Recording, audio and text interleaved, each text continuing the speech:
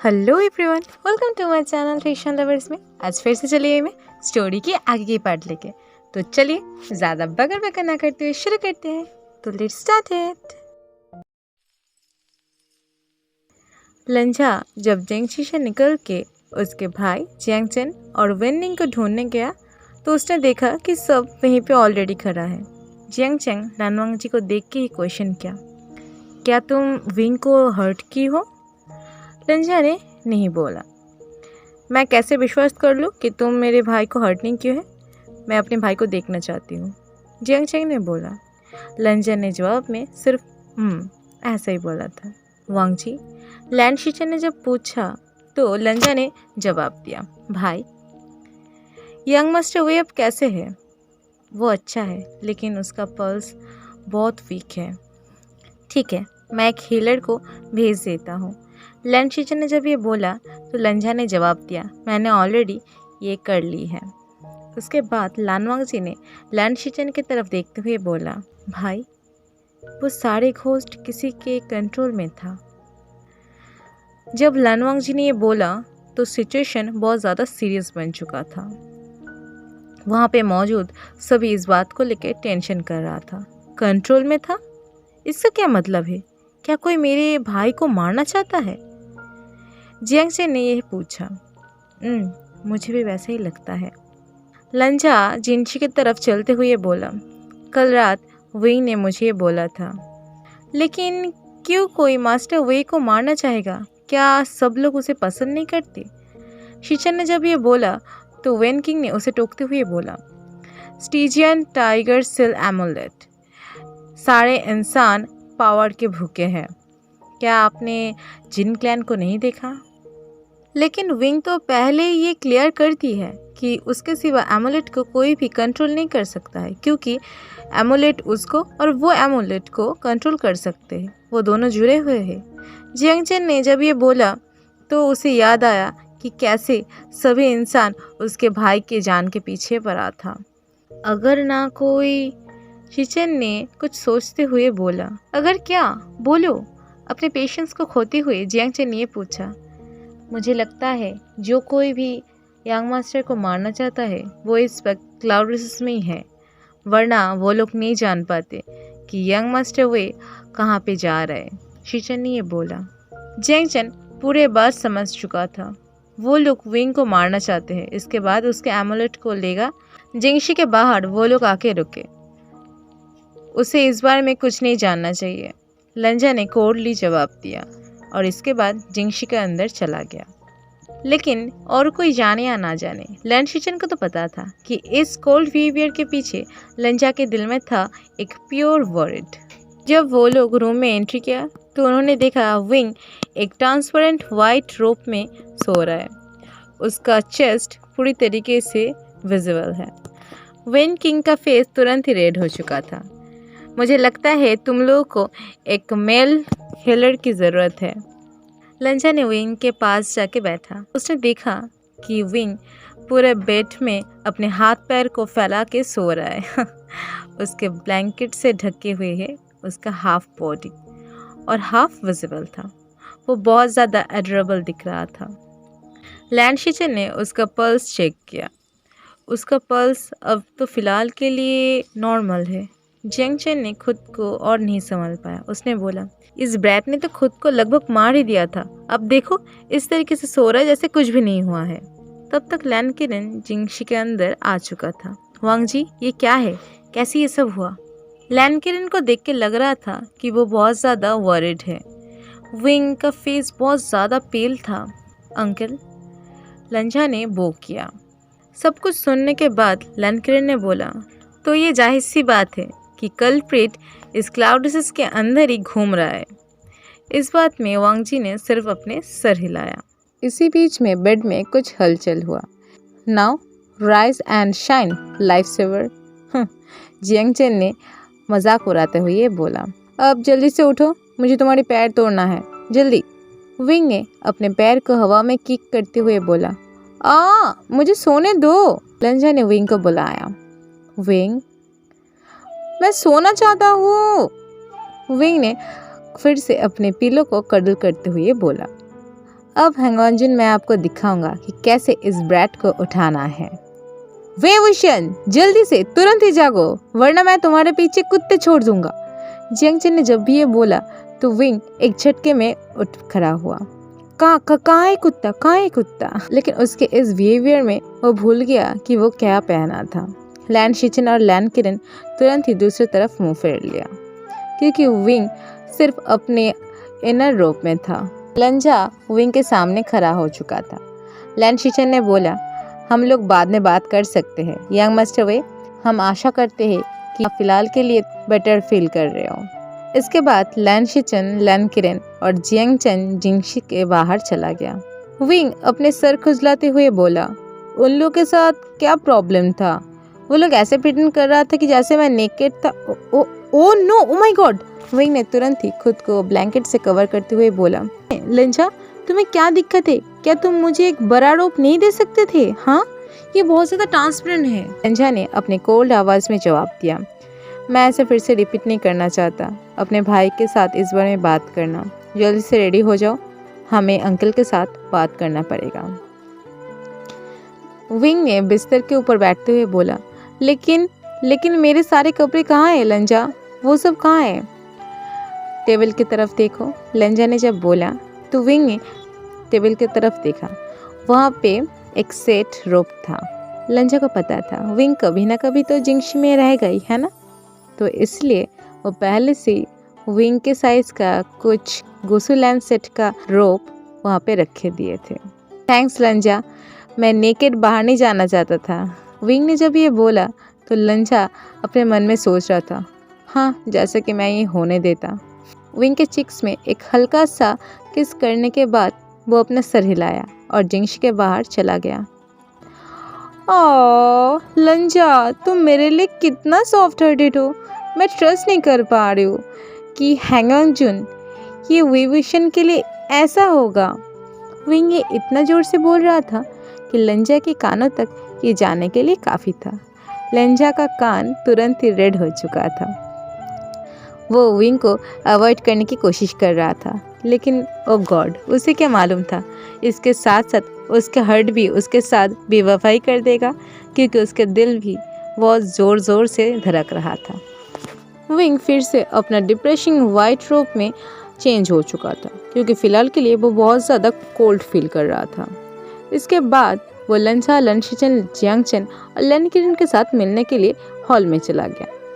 लेकिन जब वो वहाँ पे गया तो उसने देखा कि वो लोग ऑलरेडी वहाँ पे मौजूद था। विंग के वेस्ट में चेंग था, जो कि उसके वाइड जेट रोप्स में बहुत ज़्यादा खूबसूरत दिखा रहा था। उसने तुरंत ही जियांगचन के पास जाके बैठा। यंग मास्टर वे, फिलहाल के लिए तुम कैसा फील कर रहे हो? लैन शिचन ने ये पूछा। मैं ठीक हूँ जियोजुन, सिर्फ थोड़ा ठंड लग रहा है, बस इतना ही। वेल यंग मास्टर, अगर आप चाहे तो हॉट स्प्रिंग में जा सकते हैं, वांग जी आपको वहाँ पे ले जाएगा। शिचन ने ये बोला, ठीक है मैं जाऊँगा, लेकिन फ़िलहाल के लिए मुझे जाना पड़ेगा क्योंकि कुछ घंटे के अंदर ही फिर से क्लास स्टार्ट होगा। विंग ने ये बोला। तब सुबह के 7 बजे थे और क्लास स्टार्ट होने वाला था करीबन 9 बजे। ठीक है, आप जा सकते हैं। विंग नोट करते हुए चला गया। टेंशन मत करो यंग मास्टर जियांग, सब कुछ ठीक हो जाएगा, हमें सिर्फ कल्प्रिट को ढूंढना पड़ेगा। शिचन ने उसे अश्योर करते हुए बोला, वो लोग मेरे भाई को ले जाना चाहता है, उसे सिर्फ उस पत्थर के लिए मारना चाहता है। जियांगचन फ्रस्ट्रेट होते हुए बोला, ये सिर्फ एक पत्थर नहीं है, ये है स्टीजियन टाइगर सिल एमुलेट जिसके बारे में हम बात कर रहे हैं। लैन किरण ने ये बोला, उसके पास अपना गोल्डन कोर नहीं है और वो ये बात जानता तक नहीं कि हम लोग उसके सीक्रेट के बारे में जान चुके हैं।